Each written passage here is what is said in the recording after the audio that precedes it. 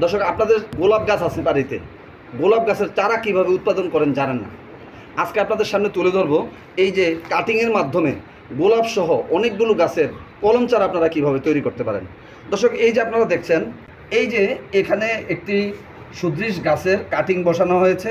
আপনাদেরকে বোঝাতে চাচ্ছি, আপনারা এরকম 6 ইঞ্চি, এই যে আপনারা দেখছেন 6 ইঞ্চি পরিমাণ এরকম আপনারা কাটবেন।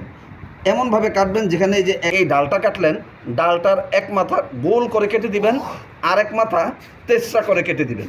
দর্শক, আমি তেসরাকে বোঝানোর জন্য এই যে দেখাচ্ছি, এই যে বাঁশের টুকরাটা এই যে এভাবে তেসরা কাটা, এরকম তেসরাভাবে কেটে দিবেন। তারপর আপনারা এই শাখাটিকে এইভাবে এই যে তেসরা অংশটিকে নিচের দিকে রেখে আপনি ঢুকিয়ে দিবেন। এরপর এই 45 ডিগ্রি অ্যাঙ্গেলে রেখে আপনারা ছায়াতে রেখে দিবেন এবং নিয়মিত পানি দিবেন। তাইলে কি হবে, এই যে উপরে 2টি গিট রয়েছে, এই উপরের 2টি গিট থেকে নতুন কুড়ি গজাবে এবং এই কুড়িটি যখন বাড়বে তখনই মনে করবেন এই কাটিংয়ের মাধ্যমে আপনার চারা হয়ে গিয়েছে। দর্শক, প্রথম পর্বে আপনারা গুটি কলমকে কিভাবে পলিব্যাগে করা হয় সেটা দেখেছেন, আর এই পর্বে কাটিংয়ের মাধ্যমে কিভাবে নতুন চারা প্রস্তুত করতে হয় সেটা আপনারা দেখেছেন।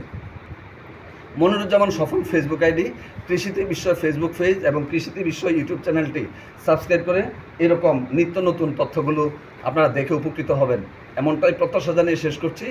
আজকে কৃষিতে বিশ্ব। আল্লাহ হাফেজ।